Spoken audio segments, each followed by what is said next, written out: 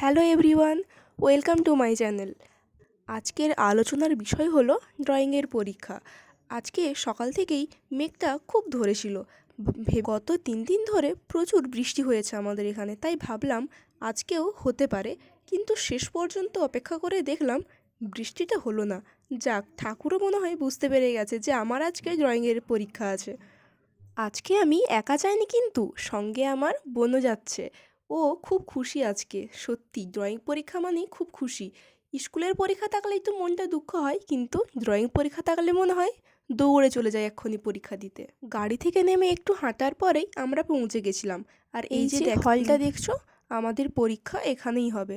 আমি তো ড্রয়িংয়ের সরঞ্জাম নিয়ে বসে গেছি, আর ওই দেখছো দুই রত্ন ওখানে বসে আছে। এখনো পর্যন্ত আমাদের স্যার এসে পৌঁছায়নি, তাই আমি একটু লুকিয়ে লুকিয়ে ভিডিওটা তুলে নিলাম।